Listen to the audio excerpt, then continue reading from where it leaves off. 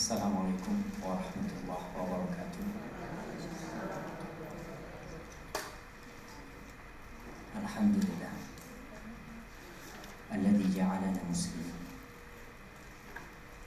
Segala puji bagi Allah Jalla Jalaluhu yang menjadikan kita orang Islam. Sebagian kita itu gak bersyukur jadi orang Islam.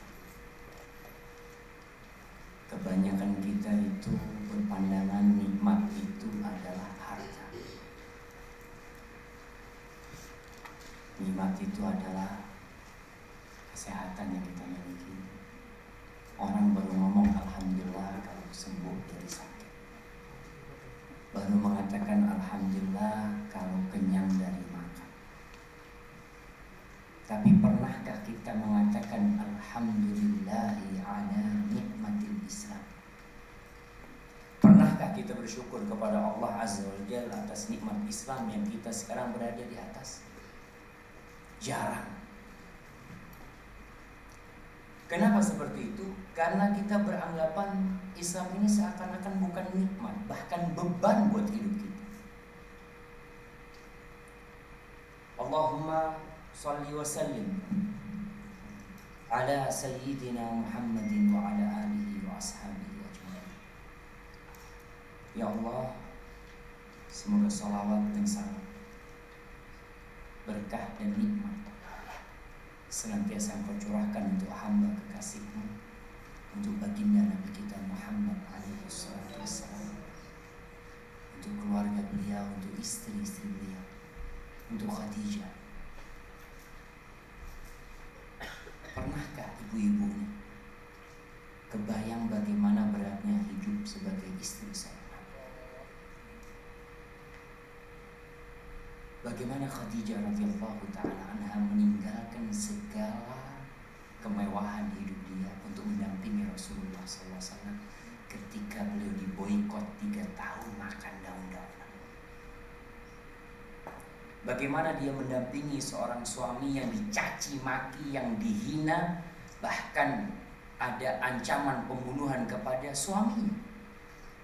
Bagaimana beratnya hidup dia. Akhirnya Khadijah meninggal dunia. Rasulullah SAW hijrah ke kota Madinah. Bagaimana beratnya hidup istri-istri Nabi di kota Madinah.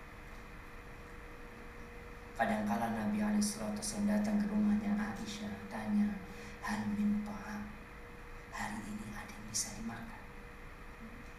Hari ini. Tidak bicara besok, tidak bicara pekan depan, hari ini. Kata istrinya, gak ada kecuali air. Lalu kata Nabi SAW, idzan ana shaim. Kalau gitu hari ini aku puasa. Kadangkala puasa itu bersambung. Esok harinya beliau berpuasa, lusanya berpuasa, karena nggak ada yang dimakan. Kenapa kita harus ingat sama istri-istri Nabi?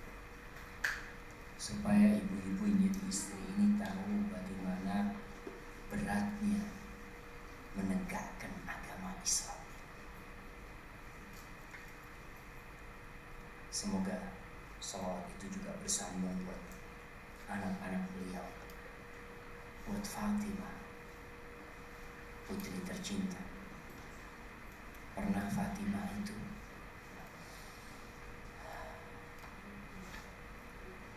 menikah sama Ali bin Abi Thalib, suaminya miskin. Akhirnya punya anak namanya Hasan. Hasan lahir belum genap 4 bulan mungkin setelah masa suci sekali, tahu-tahu dia hamil lagi. Putranya yang namanya Husain. Apa kata orang Jawa, kesundulan. Masih nyusuin, tahu-tahu sudah hamil lagi. Gak punya pembantu di rumah. Suaminya bukan orang kaya sehingga bisa beli roti untuk dimakan. Suaminya bukan orang kaya sehingga bisa beli gandum untuk dibikin adonan. Terpaksa Fatimah ini dari gandum dia tumbuk sendiri supaya jadi tepung. Setelah dari tepung dia bikin adonan, dia masak, ngidupin kompornya, semuanya sendiri. Suatu saat Fatimah merasa berat ketika dua anaknya yang masih kecil-kecil akhirnya harus dia rawat. Dia berharap memiliki pembantu. Ali nggak mampu untuk mendatangkan pembantu. Akhirnya Ali mengatakan, aku dengar Rasul SAW mendapatkan beberapa tawanan perang. Mungkin kau bisa minta satu pembantu. Datang Fatimah radhiyallahu taala anha menjumpai ayah, tapi di situ tidak berjumpa dengan ayah. Dia berjumpa dengan Aisyah radhiyallahu taala anha, istri ayahnya. Dia cerita, akhirnya pulang. Malam hari habis Isya, Rasulullah SAW pulang ke rumahnya. Cerita Aisyah, tadi putrimu datang kemari. Akhirnya Rasulullah SAW nggak jadi masuk rumah. Beliau keluar rumah. Rumah Nabi luasnya berapa jemaah? Ibu-ibu, luas rumah Nabi semuanya. Kamar, sama dapur, sama toilet kalau ada toilet di sana, sama terasnya itu hanya 5x5. Itu manusia terindah yang pernah menginjakkan kakinya di muka bumi. Yang kalau Allah mau kasih dunia dan isinya, Allah kasihkan. Akhirnya beliau keluar ke rumahnya Fatimah, sama rumah putrinya juga kecil. Masuk rumah, ketika minta izin disuruh masuk, Fatimah sama Ali itu sedang tiduran. Ketika Nabi SAW masuk, mereka hendak berdiri. Kata Nabi SAW, ala rislikuma, kalian tetap. Lalu Nabi duduk di antara Fatimah sama Ali. Kata Ali bin Abi Thalib, sampai aku rasakan dinginnya kaki Nabi SAW di dadaku. Apa sama Nabi dikasih pembantu Fatimah? Tidak. Sama Nabi SAW dikasih amalan, suruh berdoa ketika mau tidur, membaca Subhanallah 33 kali, Alhamdulillah 33 kali, Allahu Akbar 34 kali.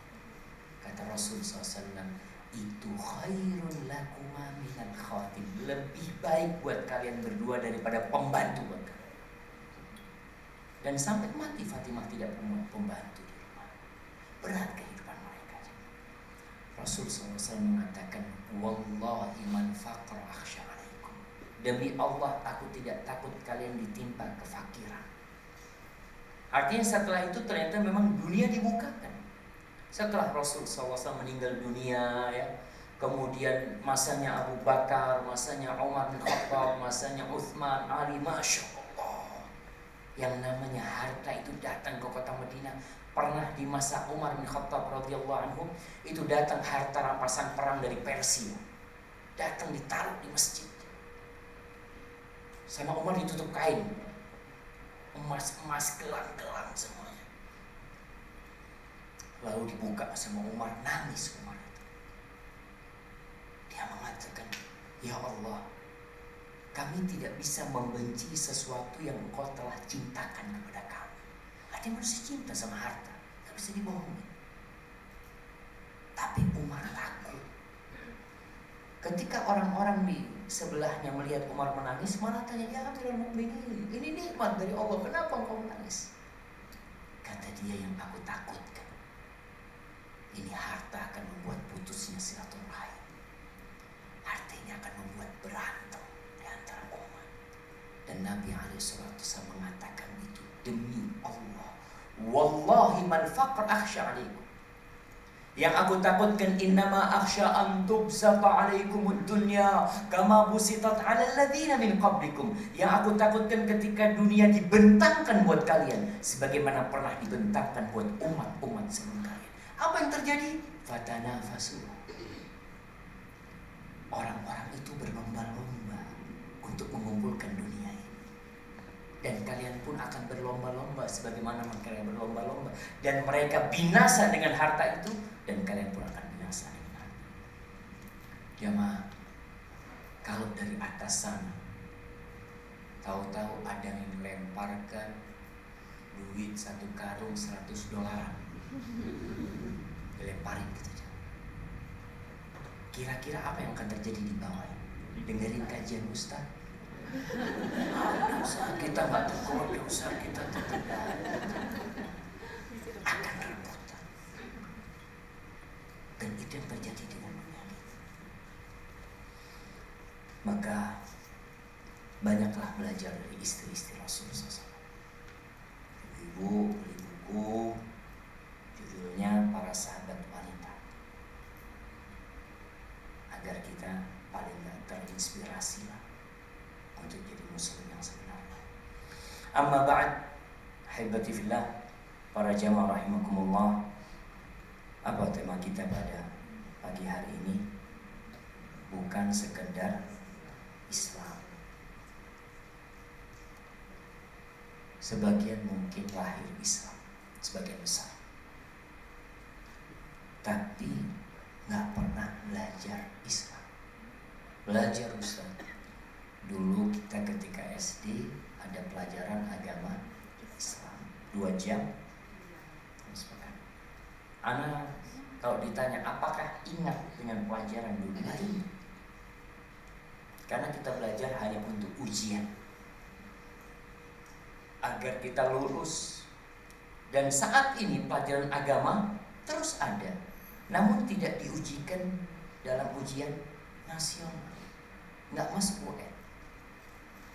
SD kayak gitu, SMP seperti itu, SMA juga seperti itu.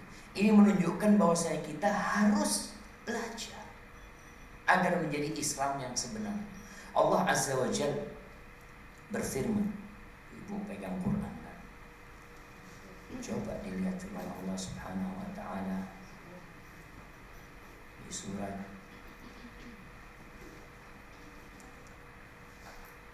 Udkhulu fis silmi ya ayyuhalladzina amanu udkhulu fis silmi Kahf, surat Al-Baqarah ayat 208.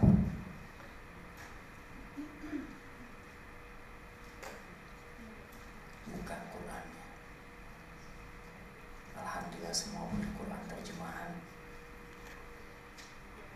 Kalau masih ada orang yang gak mau membaca Al-Quran Karim, walaupun artinya saja, maka dialah orang-orang yang zalim. Apa kata Allah? Udah dapat? Allah mengatakan ya ayyuhalladzina amanu, kata Allah, wahai orang-orang yang beriman. Ana mau tanya sama ibu, berapa kali Allah mengatakan ya ayyuhalladzina amanu dalam Al-Quran?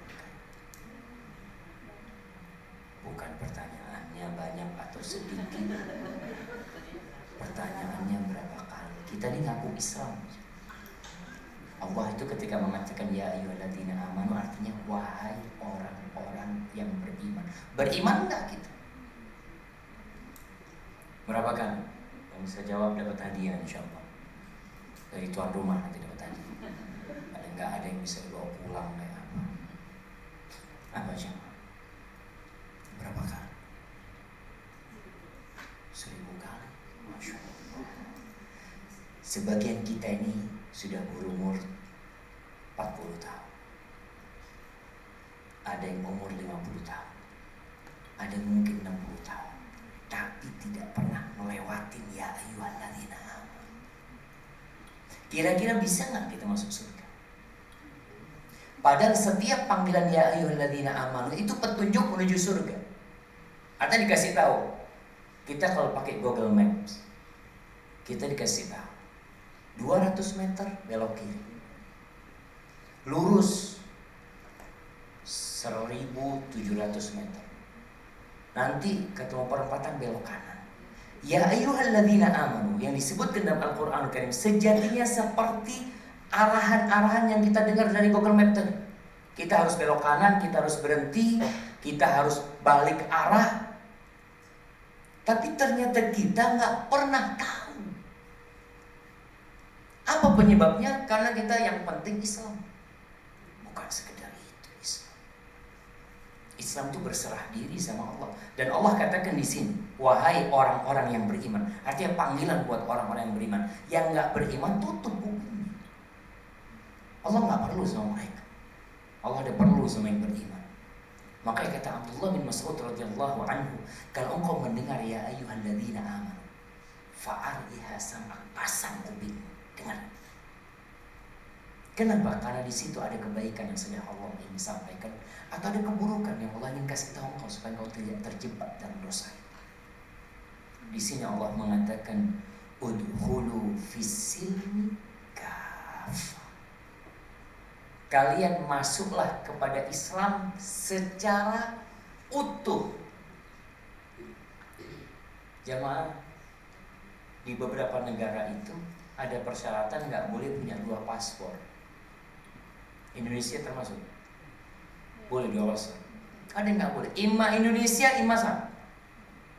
Islam pun seperti itu. Engkau Islam atau bukan Islam. Kalau mau campur Islam sama agama lain apa nggak bisa. Secara kafah. Ayat ini turun karena ada orang-orang Yahudi di kota Madinah yang masuk Islam. Seperti Abdullah bin Salam. Mereka masuk Islam karena mereka terbiasa dengan ajaran agama mereka yang sebelumnya. Orang-orang Yahudi mengagungkan hari Sabtu. Hari Sabtu mereka nggak kerja. Orang Yahudi tidak makan daging onta dalam syariat mereka. Ketika masuk Islam, mereka mau kerja hari Sabtu itu berat gitu. Ini gimana selama ini kita nggak kerja, masa setelah Islam kita kerja daging onta dia nggak mau makan. Akhirnya Allah katakan masuklah kepada Islam secara kafah, tinggalkan semuanya, kau jadi Muslim sekarang. Wala tattabi'u khutuwati syaitan, jangan ikutin langkah-langkah syaitan. Maka kita disuruh masuk Islam kafah. Kita ini Islamnya di mana jemaah? Islamnya kita di mana? Islamnya kita itu yang nampak ketika pernikahan. Oh nampak ini orang Islam. Karena nikahnya pakai hijab kabul apa. Kapan nampak? Ketika perceraian. Kapan nampak? Ketika mati. Baru kelihatan oh Muslim. Dikuburkan di kuburannya orang Islam. Perjalanan hidupnya, dagangnya apakah Islam, kerjanya apakah Islam, usahanya apakah Islam, pergaulannya apakah Islam, nggak peduli kita. Padahal Allah suruh kita masuk Islam secara kafah, semuanya. Bagaimana seorang Muslim bergaul? Pelajarin. Al-Quranul Karim sudah Allah turunkan. Tinggal mau nggak kita ngaji. Jangan ikutin langkah-langkah setan. Setan itu tidak menyesatkan manusia secara langsung. Karena manusia itu punya naluri baik. Beda sama setan yang tercipta dari api. Manusia itu dari tanah. Tanah itu mudah dibentuk sebenarnya. Mau dibikin apa itu tanah? Mau dibikin hiasan, mau dibikin kunci, mau dibikin panci, mau dibikin apa. Maka setan mau tidak mau dia harus memikirkan strategi menyesatkan manusia. Setan ini umurnya berapa? Iblis sejak Nabi Adam dia sudah hidup sebelumnya sampai hari ini nggak mati. Kira-kira pengalaman dia menyesatkan manusia sudah pengalaman ribuan tahun. Dia sudah ketemu jenis manusia macam-macam dan dia bisa masuk. Maka Allah kasih tahu kita jangan ikutin langkah-langkah setan. Jadi setan mau menyesatkan kita, memasukkan ke neraka itu anggap lewat 1000 langkah. Buat setan yang penting 1 langkah. 1000 kilo itu dimulai dengan 1 langkah. 1 langkah terjebak, yang lainnya insya Allah mudah. Maka kita diperintahkan jangan ikut. Jangan mengatakan enggak Ustaz, ini kan dosa kecil Ustaz. Ada orang yang mulai meremehkan. Itu langkah pertama setan untuk menuju dosa besar dan menuju ke neraka. Na'udzubillah. Kenapa kata Allah innahu lakum aduwwun mubin? Sesungguhnya setan itu musuh yang nyata buat kalian. Ahibati fillah, kalau kita bicara seorang muslim yang hakiki, seperti apa dia? Dia berserah diri dengan ajaran Islam. Semua yang bisa dia amalkan dan yang tidak bisa dia amalkan. Yang penting pertama nerima. Kita harus menerima, ini loh perintah Allah, ini loh larangan Allah. Kalau Ustaz berat, anak kayaknya nggak suka, anak mau cari yang lain, nggak bisa. Kalau muslim harus berserah diri. Yang pertama berserah diri dengan tauhid, keyakinan kita bahwa tiada yang berhak disembah kecuali Allah Azza wa Jalla. Kalau bicara omongan, mungkin kita semua mengatakan iya Ustaz, kami bertauhid, kami mengesahkan Allah Azza wa Jalla, kami mengatakan la ilaha illallah, bahkan berulang kali kami bersyahadat asyhadu an la ilaha illallah. Setiap saat kita mengatakan itu. Yang jadi pertanyaan, apakah perwujudan kita dari la ilaha illallah ini sudah benar? Karena masih saja kita melihat ritual-ritual kesyirikan yang dilakukan oleh sebagian umat Islam yang dengan bungkus budaya. Islam itu tidak menentang budaya, selama budaya itu tidak bertentangan dengan agama Allah Azza wa Jalla, diakomodir. Kalau kita bicara tauhid, kita berserah diri kepada Allah, tidak meminta kecuali kepada Allah. Kemudian kita tidak percaya bahwa ada yang tahu yang gaib kecuali Allah Azza wa Jalla. Tapi sampai saat ini masih ada yang percaya dengan yang namanya zodiak, bintang. Masih ada yang percaya. Anak heran, anak baca di beberapa situs berita itu selalu muncul ini. Kenapa muncul? Karena yang baca. Karena ketahuan siapa yang buka itu. Mereka nampak, oh ternyata kalau nggak ada yang buka, Indonesia ini 230 juta muslim atau 250 juta, Allah. Ketika ada yang buka, dia tahu berarti ini disukain sama orang, padahal mengantarkan orang tidak percaya sama Allah Subhanahu wa Ta'ala. Oh, yang ini bulan apa sekarang? Oktober. Apa bintangnya kalau Oktober? Libra.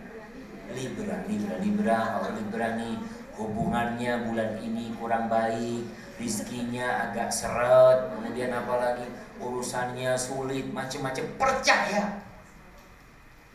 Ada asmara juga katanya. Maka tolong jangan. Kita muslim yang benar menyerahkan semuanya kepada Allah Jalla Jalaluhu. Qul la ya'lamu man fis samawati wal ardil ghaib illallah. Enggak ada yang tahu yang gaib kecuali Allah saja. Baik. Masih ada orang-orang yang cari pesugihan. Ana dulu berpikir orang kaya itu enggak cari pesugihan. Ternyata orang kaya banyak yang masih cari pesugihan. Apa penyebabnya? Karena takut miskin. Apa kita pikir orang kaya itu nggak takut miskin? Dia kebayang. Bagaimana kalau bangkrut? Bagaimana kalau kebakaran? Bagaimana kalau dirampok? Bagaimana kalau ditipu? Banyak pikiran. Akhirnya sebagian berangkat ke tempat-tempat seperti itu. Apalagi kalau orang kaya sedang bangkrut, imannya lemah, maka dia akan cari bagaimana uang itu bisa berlipat ganda. Karena sampai saat ini sering mengingatkan di Probolinggo dulu ada seorang yang namanya Dimas Kanjeng. Dengar Dimas Kanjeng? Nggak tahu, alhamdulillah. Dimas Kanjeng itu punya duit, ada sampai yang datang ke dia itu bawa duit 200 miliar supaya berlipat kan. Dia itu bisa mengeluarkan uang dari tangannya, keluar itu uang. Bohong semua. Tapi orang karena lemahnya iman, dia akan percaya dengan makhluk-makhluk seperti itu. Maka ingat, seorang yang muslim berserah diri kepada Allah Azza wa Jalla. Ketika dia terkena musibah, apa yang dia katakan? Inna lillahi wa inna ilaihi raji'un. Dia katakan qadarullah wa ma syaa fa'al. Ini sudah takdir Allah dan Allah berbuat yang Allah kehendaki. Dia yakin, andai kata seluruh penduduk Indonesia ini, kita bicara muslim yang beriman, dia beriman andai kata seluruh penduduk Jakarta, seluruh penduduk Jawa, seluruh penduduk dunia ini berkumpul untuk memberikan bahaya buat kita, kalau Allah nggak berkehendak, nggak mungkin terjadi. Sebaliknya, andai kata seluruh umat manusia bersatu padu untuk membahayakan kita, semua, gak ada yang suka sama kita. Tapi kalau Allah tidak berkehendak, gak akan bisa mereka membahayakan kita. La manfaat bisa diberikan, la mudarat bisa diberikan oleh makhluk jamaah. Yang bisa memberikan itu Allah Azza wa Jalla. Maka di sini dari awal Anda sampaikan, Muslim itu harus belajar supaya tahu mana yang halal dan mana yang haram, mana yang diperintahkan dan mana yang dilarang. Alhamdulillah. Di akhir surat Al-Baqarah yang biasa kita baca sebelum tidur, ibu-ibu hafal, tapi nggak tahu diamalkan apa enggak. Nasihat anak, surat-surat, ayat-ayat yang sudah dihafal, tolong diulang membaca tafsirnya. Kapan terakhir kita baca tafsir ayat Al-Kursi? Mungkin sudah gak pernah. Padahal kita tiap hari baca ayat Kursi. Kapan terakhir kita baca tafsir Qul Huwallahu Ahad? Kapan terakhir kita membaca tafsir Al-Fatihah? Coba tanyakan sama diri kita. Mungkin kita merasa yang penting kita baca, sekedar ritual belaka, berulang-ulang kita baca, tapi tidak pernah kita memahami artinya. Di akhir surat Al-Baqarah yang dianjurkan untuk dibaca sebelum tidur, yang akan dijaga orang yang membaca itu, kita hanya berharap penjagaannya, bukan hidayah dari dalamnya. Allah mengatakan, amanar rasulu bima unzila ilaihi min rabbih wal mu'minun kullun amana billahi wa malaikatihi wa kutubihi wa rusulihi la nufarriqu baina ahadin min rusulihi wa qalu sami'na wa ata'na ghufranaka rabbana wa ilaikal masir. Mereka mengatakan, ya Allah, kami mendengar setelah beriman.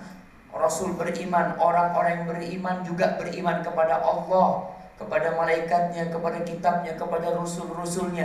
Mereka tidak membedakan di antara utusan Allah SWT. Dan sikap mereka ketika mendapatkan perintah, sami'na wa ata'na, kami mendengarkan dan kami taat.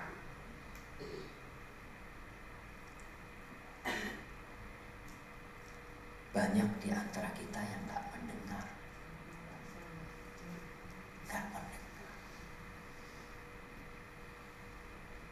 Berapa kali Allah panggil kita, ya ayyuhalladzina amanu? Sebagian gak tahu, karena memang tidak pernah mendengarkan panggilan itu. Mungkin kita hanya dengar, ya ayyuhalladzina amanu kutiba alaikumusiyam, wahai orang-orang beriman diwajibkan atas kalian berpuasa. Itu kita akan dengar sebelum Ramadan. Ya ayyuhalladzina amanu taqullaha haqqa tuqatih wa la tamutunna illa wa antum muslimun. Tapi yang sisanya kapan kita mendengar? Allah mengatakan ya ayyuhalladzina amanu 89 kali. Yang Allah inginkan tatkala kita dipanggil ya ayyuhalladzina amanu, disuruh sami'na wa ata'na. Nggak ada pilihan buat kita, nggak ada pilihan. Kalau sudah hukum Allah, terima.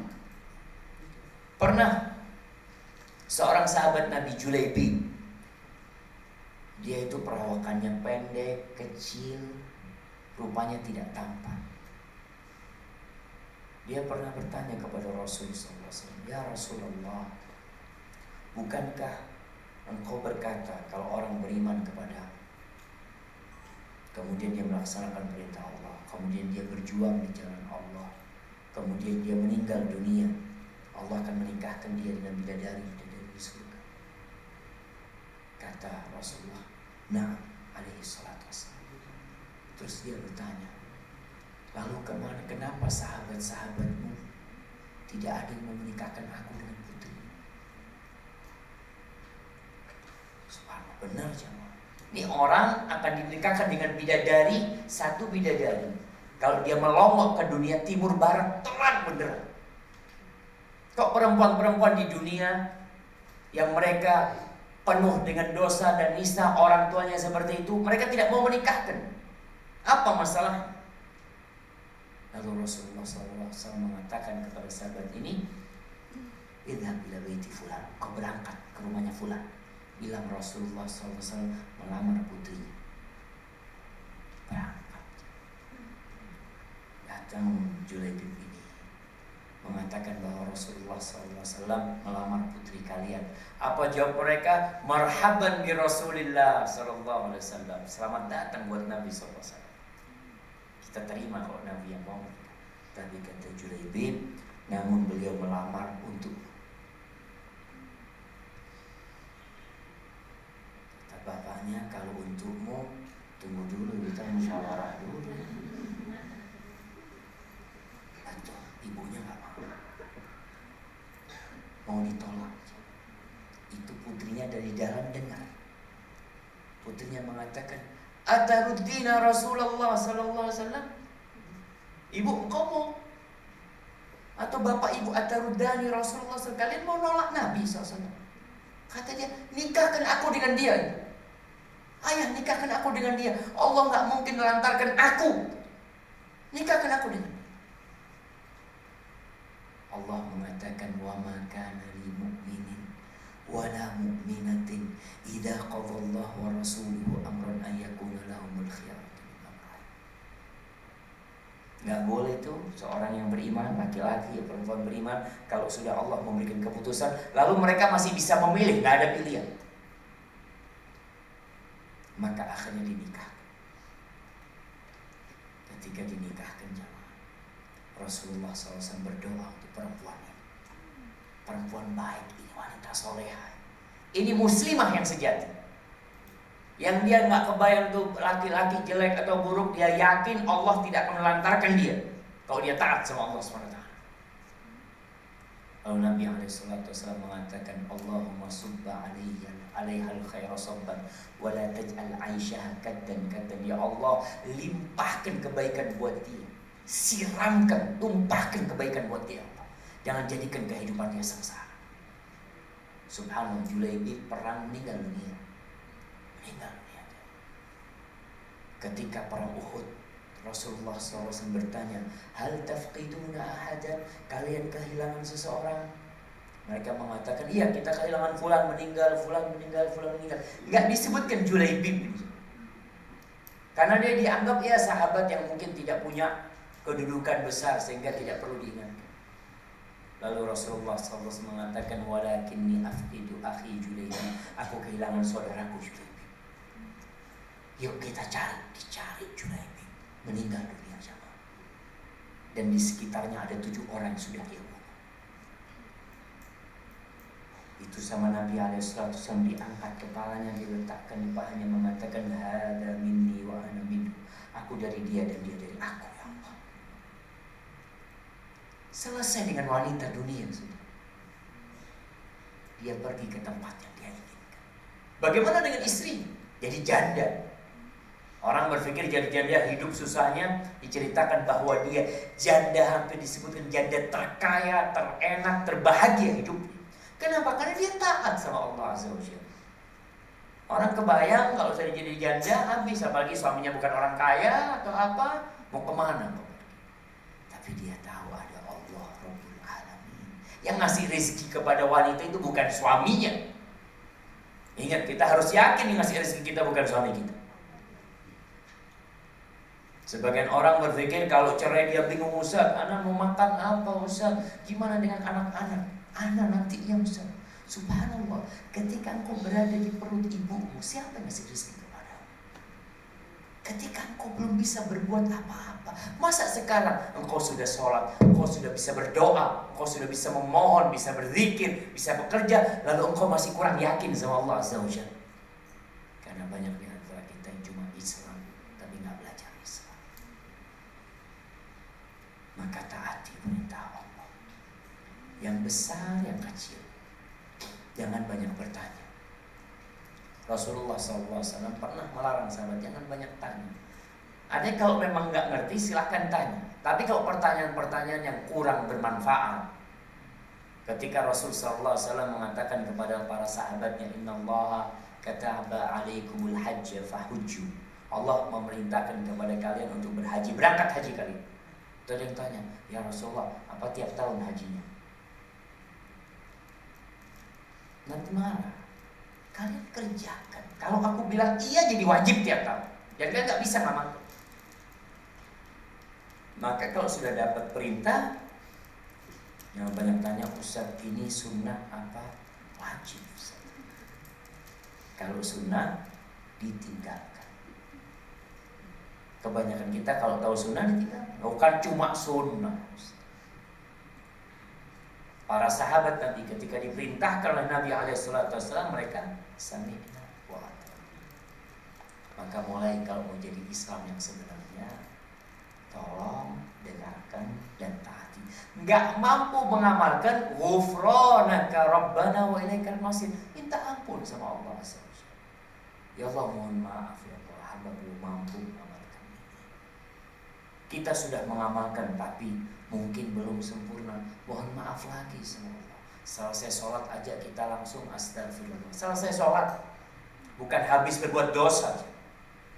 Selesai beribadah kita mengatakan astagfirullah. Ya Allah, minta ampun, ampuni aku ya Allah. Tuh orang-orang di penghujung malam jamaah. Di penghujung malam di waktu sahur, apa kerjanya orang-orang yang menghuni surga? Kerjaan mereka di dunia apa? Kata Allah, bil ashari hum yastaghfirun. Di waktu sahur mereka istighfar kerja. Maka ibu-ibu jangan kalah sama suaminya. Ada suaminya bangun sholat subuh, istrinya belum bangun. Ada apa enggak? Ada yang memang sama-sama bangunnya setelah matahari terbit. Kalau punya anak, dia bangun karena anak. Sebagian orang tua itu bangun karena anaknya mau sekolah. Kalau enggak, liburan, tidur semuanya.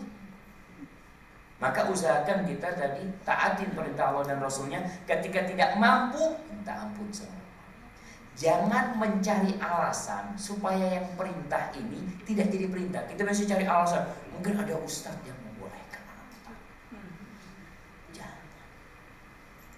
Kalau bicara apakah agama itu beban, sebenarnya tidak. Islam ini semua larangan. Qatadah bin Di'amah As-Sadusi mengatakan, tidak ada satupun perintah Allah kecuali di situ ada manfaatnya. Dan Allah menyuruh hambanya bukan karena Allah butuh dengan amalan hambanya. Allah nggak perlu. Rasulullah SAW mengingatkan kita bahwasanya kalau semua yang ada di muka bumi ini kafir, bukan kafir. Hadisnya bukan kafir. Nabi mengatakan, lau anna awwalakum wa akhirakum wa insakum wa jinnakum kanu ala afjari qalbi rajulin wahidin minkum. Andai kata seluruh makhluk yang ada, dari sejak manusia yang pertama sampai manusia yang terakhir, jin yang pertama sampai jin yang terakhir, mereka berada di level orang yang hatinya paling jahat di antara kalian, seperti Fir'aun semuanya.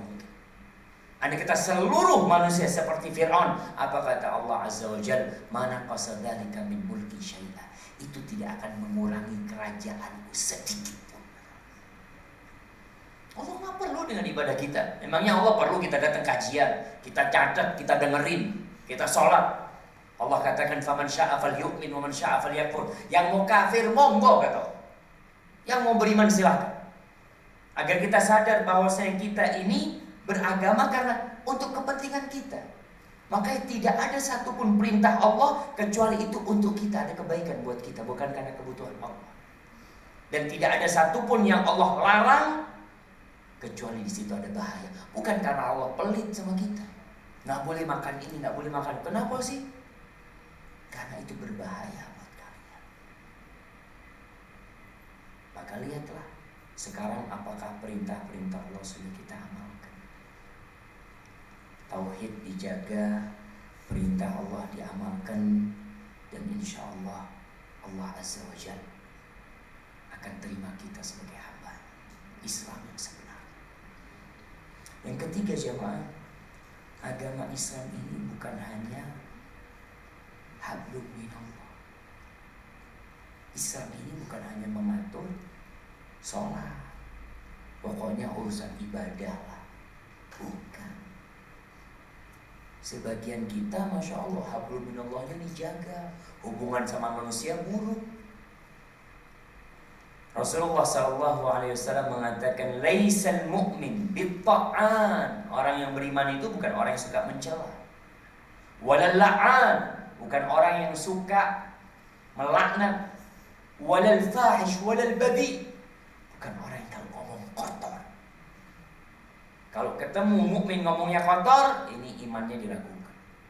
Karena orang mukmin yang hakiki gak seperti ini. Lisannya itu baik, gak menyakitin orang lain. Dan hadis lain Rasul SAW mengatakan al-muslim, muslim man saliman muslimun min lisanihi wa yadihi. Orang muslim itu adalah yang orang lain selamat dari lisan dan tangan dia. Lisannya gak suka nyakitin orang. Biasanya yang lisannya pedas itu ibu-ibu apa bapak-bapak. Nah, kurang lebih sama. Tapi memang wanita ini lebih perasa, sehingga kadangkala ucapan temannya serasa pedas sekali. Kalau sama laki-laki mungkin biasa. Rasulullah SAW pernah ditanya tentang seorang wanita. Taqumul lail, perempuan ini sholat malam. Sholat malam. Wa tasumun nahar, puasa sunnah. Wa tatasaddaq, suka bersedekah. Apa kurangnya? Sholat malam, kemudian puasa sunnah, kemudian suka bersedekah. Walakinnaha salita, tapi dia kalau ngomong pedes. Tu'wi jirana, dia suka menyakitin tetangga. Apa kata Rasulullah SAW? La khaira fiha, hiya fitnah. Nggak ada baiknya untuk perempuan, dia di neraka. Di neraka. Lisanmu yang kau gunakan malam hari untuk membaca Al-Quranul Karim, lisanmu yang kau gunakan untuk berdoa, untuk berzikir, kenapa di siang hari kau gunakan untuk menyakitin orang? Ini menandakan bahwa kita belum bisa menjaga lisan kita. Maka muslim yang benar itu tidak nyakitin orang lain, tidak dengan lisannya dan tidak dengan perbuatannya. Lanjutan hadis Nabi SAW tentang muslim. Lalu beliau mengatakan wal muhajir, dan orang yang hijrah. Ini banyak sekarang istilah hijrah. Alhamdulillah saat saya hijrah, saya baru hijrah, saya baru sebulan hijrah. Ada komunitas hijrah, ada hijrah fashion, ada hijrah apa macam-macam lah hijrah itu. Apa sih hijrah itu? Kata Rasul SAW, wal muhajir, dan disebut orang hijrah adalah man hajara manahallah an, adalah orang yang meninggalkan larangan Allah. Selesai. Kalau mau tahu kita hijrah apa belum, lihat apakah larangan Allah sudah kita tinggalkan apa belum. Alhamdulillah Ustaz, udah 5, anak punya 10 dosa, 5 sudah anak tinggalkan. Alhamdulillah, tinggal 5. Kan di ayat pertama, ya ayyuhalladzina amanu udkhulu fis-silmi kafah, masuklah Islam secara kafah. Kalau engkau hijrah dari 5 dosa, alhamdulillah engkau berarti hijrah dari 5 dosa. Belum disebut orang yang hijrah. Maka ahibati fillah, itu beberapa kriteria yang harus dimiliki seorang muslim yang akil. Tapi secara umum belajar.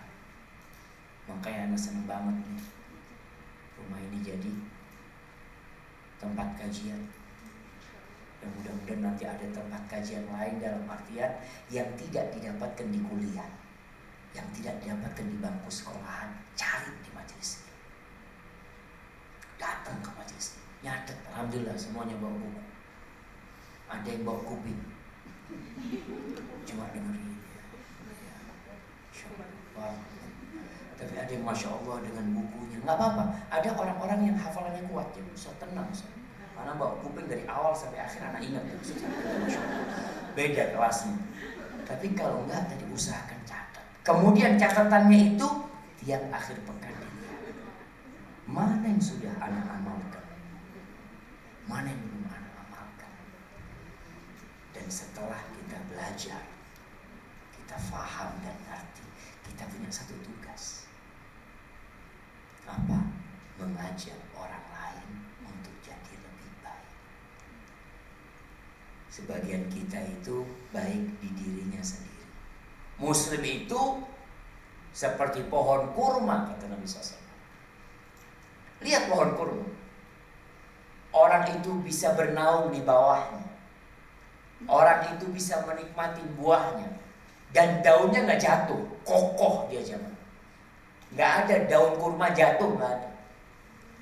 Kalau ibu-ibu berangkat umroh, lihat dahan kurma itu dipotong.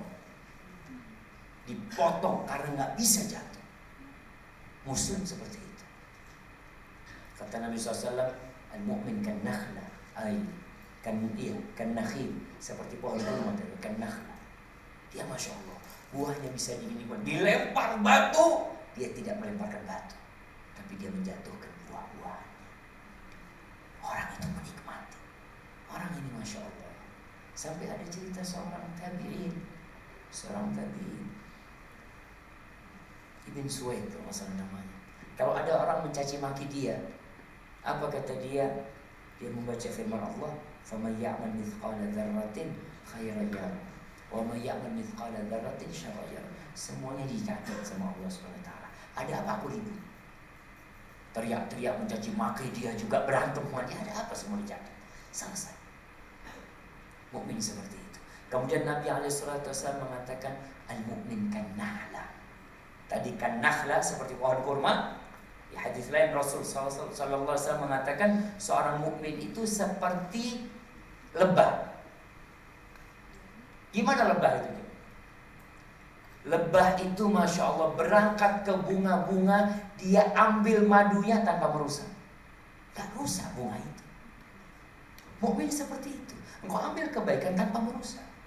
Dan jangan pergi ke tempat-tempat yang buruk. Dia memang betul. Rasulullah SAW ketika ada seorang sahabat datang kepada Nabi SAW, dia konsultasi sama Nabi. Apa yang dia minta? Ya Rasulullah, idzan li bizina. Wahai Rasulullah SAW, izinkan aku untuk berzina. Sahabat minta izin untuk berzina. Ini para sahabat ketika melihat dihardik nih, kata Nabi SAW, biarkan, utul, sini, dekat. Akhirnya sampai dekat sama Nabi SAW. Kemudian yang beliau sentuh adalah psikologinya. Beliau tidak tanya macam-macam. Beliau tanya, aku mau tanya sama engkau, kata dia, apakah engkau mau ibumu dizinain orang? Katanya nggak mau lah Rasulullah. Ya sama, orang-orang nggak ada yang mau ibunya dizinain. Apakah kamu mau anakmu dizinain orang? Nggak mau. Apakah kamu bibimu mau dizinain? Nggak mau lah Rasulullah SAW. Artinya engkau ketika berzina, kalau nggak berzina sama ibunya orang, sama anaknya orang, sama istrinya orang, sama saudaranya orang, sama bibinya orang, semua itu. Maka engkau harus berpikir, kalau engkau nggak mau keluargamu dizinain, engkau jangan berzina.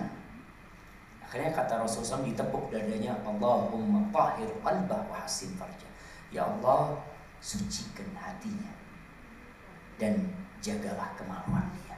Akhirnya orang ini mengatakan, gak ada yang lebih aku benci daripada perzinahan. Jadi memang tetap bicara psikologi, ya kita harus obatin secara psikologi dia. Mungkin ada yang salah dari diri dia. Mungkin dia tidak tahu hakikat diciptakannya dia untuk apa sebenarnya. Makanya kenapa ada terapi ziarah kubur, agar orang ingat kematian. Nih loh, kau bakal mati. Apalagi kalau kuburannya orang kaya, ini orang paling kaya se-Jakarta udah mati, lihat. Semua harta ditinggal. Sehingga dia semakin dekat sama Allah SWT. Kemudian kalau bicara tadi ada penyimpangan seksual yang ada di diri dia, kita sebutkan kenikmatan itu di mana sih? Kelezatan itu terbagi jadi 3. Kelezatan yang paling dangkal, kayak ini masuk Ya, bagian dari kegembiraan. Yang paling dangkal itu kelezatan tubuh, badan kita. Orang kalau dikasih makanan, ya Allah, dia makan lezat. Itu yang merasakan tubuhnya. Pakaian yang bagus. Nih emak-emak mungkin pakai cincin yang bagus, pakai gelang yang bagus. Dia merasa lezat. Dia merasa. Dan ini kelezatan yang seperti air hujan gerimis yang hanya membasahi atasnya tanah tapi dalamnya kering. Jadi seakan-akan kalau kita lihat penampilan itu kayaknya orang tuh bahagia, padahal enggak. Coba dicolek pakai tangan, ternyata dalamnya kering. Begitu pula tuh orang-orang yang berzina umpamanya. Na'udzubillah min dzalik. Kelezatan dia itu berapa menit dia merasakan kelezatan, tapi jiwa dia tersiksa. Gimana kalau istrinya tahu? Gimana kalau orang tuanya tahu? Gimana kalau nanti ini tahu? Terus dia tersiksa. Dia hanya beberapa menit tapi dia membawa beban itu berhari-hari. Karena beban dosa tadi. Makanya kita sentuh dia, ada kelezatan, tadi kelezatan jasad. Kelezatan jasad, alhamdulillah. Kalau bicara nafsu, Allah menghalalkan pernikahan. Silahkan kau menikah. Gak cukup satu, silahkan tambah. Gak cukup, silahkan. Hanya ada 4 yang Allah berikan. Tapi setelah itu, makanya tidak ada alasan seorang laki-laki berzina setelah Allah menghalalkan bagi dia untuk nikah. Lebih dari 1. Alasan apa yang kau mengatakan? Aku berzina karena alasan apa? Maka nggak ada alasan. Kemudian yang kedua, ada kelezatan jiwa. Kadang-kala ada kelezatan jiwa dan ada penderitaan jiwa. Ada orang yang tubuhnya sakit tapi jiwanya sehat. Kita berkunjung ke rumah orang sakit, ya Allah sakit parah. Dia kena kanker stadium 4 tapi dia tersenyum-tersenyum ya. Kamu kok bisa tersenyum? Ya alhamdulillah masih banyak nikmat Allah yang lainnya. Masya Allah. Dia tubuhnya sakit tapi jiwanya sehat. Ada kelezatan jiwa yang ini lebih tinggi. Kenapa Bilal bin Rabah disiksa, dipukuli? Dia mengatakan ahadun ahad. Kenapa Masyitah binti Fir'aun, tukang sisinnya Fir'aun, dia melihat anaknya satu persatu dimasukkan ke kuali, dimasak di sana. Dia pun dimasak ke sana karena dia punya jiwa yang merasakan kenikmatan jauh daripada kepedihan di tubuh ini. Makanya tubuh itu boleh sakit tapi jiwa nggak boleh menderita. Silahkan tubuh kita sakit. Itu kelezatan jiwa. Terus ada kelezatan yang lebih tinggi lagi, kelezatan ruh. Karena ruh ini ketika tubuh itu meninggal dunia, ruh itu akan tetap hidup. Arwahus syuhada, ruhnya orang yang mati syahid dan ruhnya orang-orang beriman itu akan berada di rongga-rongga burung yang berwarna hijau. Tasrahu fil jannah haitsu tasya. Dia terbang di surga kemana-mana. Maka mungkin tadi kalau kita bicara, nggak boleh bicara agama sama dia, kita sentuh kejiwaan dia sebenarnya. Tetap psikologi bicara jiwa. Ada ruh yang orang ini nggak tahu ruh itu gimana sih bentuknya, gimana modelnya. Hada wallahu a'lam bishawab. Baik. 5 menit lagi. Silakan. Assalamualaikum. Waalaikumsalam warahmatullahi wabarakatuh. Bismillahirrahmanirrahim. Assalamualaikum Ustaz. Yang mana yang tanya? Saya di atas. Oh, di atas. Subhanallah. Nah, tafadhal. Saya mewakili ada 2 pertanyaan Ustaz. Yang pertama adalah masih terkait profesi. Jika seseorang bekerja di bidang keuangan, dia ditugaskan untuk menghitung suatu proyek, lalu di dalam hitungannya itu memang tidak ada bunga Ustaz. Namun diketahui nanti akan berlanjut, pastinya akan ada bunga dan lain-lain, tapi tidak terkait kepada dia secara personal. Nah, apakah itu bisa dinyatakan sebagai kita sebagai kaki tangan melakukan riba? Nah, iya. Satu. Yang kedua, pertanyaan kedua terkait waris Ustaz. Apabila ibu kita, ayah kita meninggal, lalu mewariskan satu rumah. Rumah itu masih dihuni oleh ibu dan anak-anak perempuannya. Lalu ada hitungan di waris itu kan harus membagi, selain keluarga ada keluarga dari pihak ayah, nah saudara gitu ya. Ini bagaimana hukumnya berlaku? Apakah pada saat setelah meninggal lalu dihitung lalu dijual, atau keluarga ibu dan anak-anak itu masih bisa menempati rumah tersebut? Nah, barakallahu fiik. Ya, berkaitan dengan pertanyaan pertama ya. Kalau urusan riba ini Allah Azza wa Jalla mengatakan wa ta'awanu 'alal birri wat taqwa. Kalian saling tolong menolong dalam kebaikan dan ketakwaan, dalam melaksanakan perintah Allah dan menjauhi larangannya. Wa la ta'awanu 'alal itsmi wal 'udwan. Dan jangan saling tolong menolong dalam urusan dosa dan hal-hal yang menimbulkan permusuhan. Baik, kalau tadi dikatakan yang kerja di bagian keuangan, kalau memang dia itu tidak ada urusannya sama riba, dia tidak ada urusannya sama riba, tapi dia hanya menghitung proyek, nanti proyek itu mereka akan pinjam kemana, nggak ada urusan sama mereka kita, semoga nggak masalah. Yang penting bukan kita yang memudahkan dan memfasilitasi untuk itu. Maka jangan sampai kita yang memfasilitasi. Bahkan kita menghitungkan keuntungannya nanti sekian, kan ada orang memang berpikir profitnya sekian, kemudian ribanya sekian, nanti masih ada keuntungan sekian nantinya.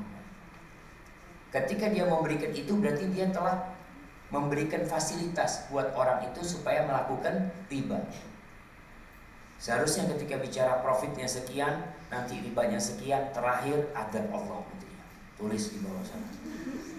Bukan masih dapat keuntungan, kan kita menghitungnya profitnya 100 juta. Bunganya yang harus dibayar 25 juta, berarti masih ada profit 75 juta. Di sini ketika kita menulis itu, berarti kita memfasilitasi dia untuk melakukan riba. Tapi kalau enggak, kita tidak menghitungkan itu, insya Allah enggak ada masalah. Makanya mereka yang akan melakukan itu nantinya. Hadza wallahu a'lam bishawab. Dan ini pertanyaan penting, menunjukkan kita sekarang peduli dengan apa yang kita makan. Kebanyakan kita dahulunya pokoknya yang sampai ke rumah dia makan, mau halal haram nggak tahu. Adapun pertanyaan kedua berkaitan dengan warisan, ini juga masalah makan harta haram. Jangan sampai kita makan yang bukan hak kita. Allah Azza wa Jalla menjadikan warisan ini hak khusus Allah membaginya. Ketika datang seorang wanita kepada Nabi SAW mengatakan, ya Rasulullah, bapaknya anak ini meninggal dunia ikut berperang kepadamu, 2 perempuan, kemudian pamannya ngambil semua hartanya. Rasulullah SAW diam sampai turun ayat tentang warisan, bagaimana pembagian warisan tersebut.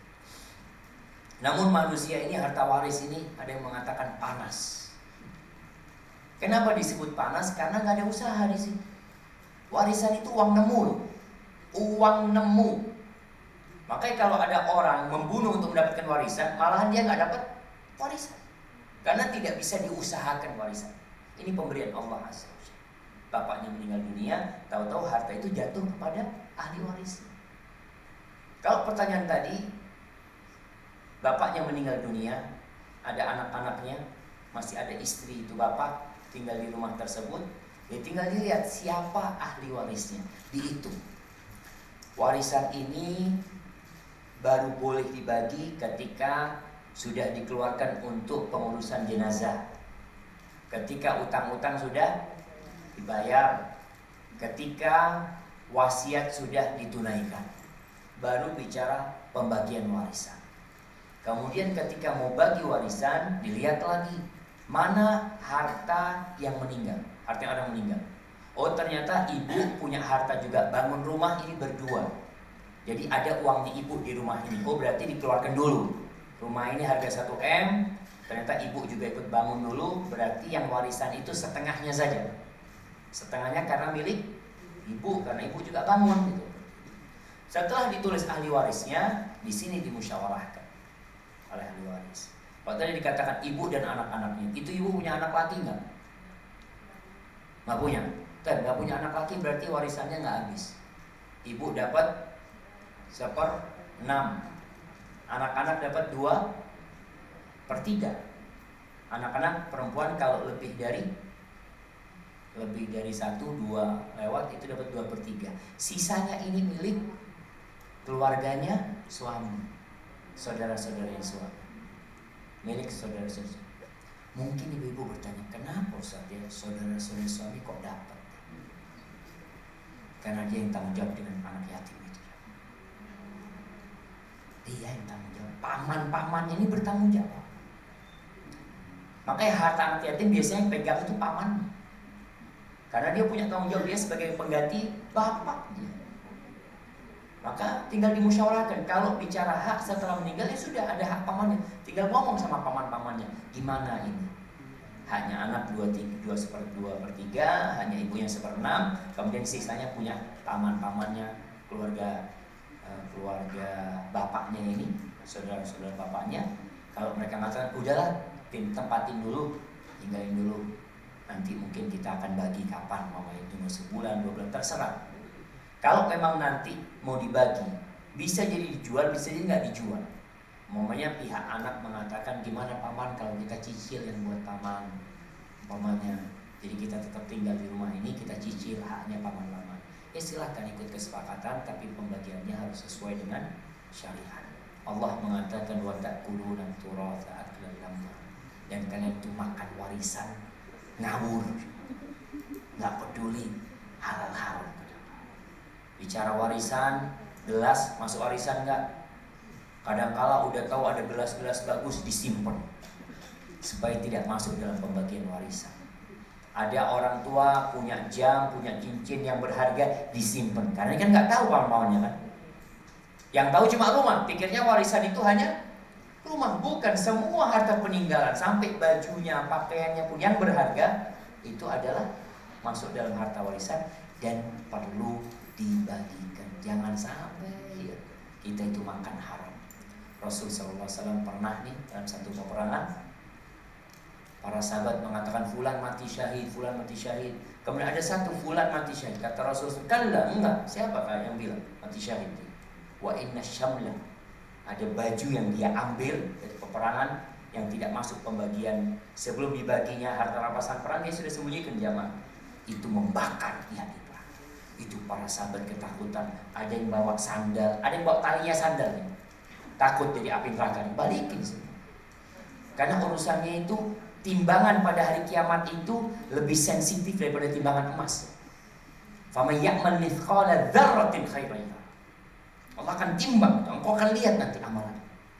Kata Allah, wa nadha'ul mawazinal qista liyaumil qiyamah fala tudlamu nafsun syai'an wa in kana mithqala habatin min khardalin ataina biha wa kafa bina hasibin. Nanti akan diletakkan timbangan keadilan pada hari kiamat. Dan tidak akan ada yang dizalimi. Kalau kebaikan atau keburukan itu seberat biji sawi kecil, itu akan ditimbang. Maka bagian warisan tolong hati-hati, yang bukan haknya jangan dimakan. Kalau mau diminta, ngomong sama ahli waris lainnya. Umpamanya ini peninggalan ayah buat kita ya paman, umpamanya ada meja bagus, umpamanya peninggalan ayahnya, silakan ngomong, karena itu sudah jadi milik bersama. Allahu a'lam bishawab. Anda rasa satu lagi, masya Allah. Nah, silakan.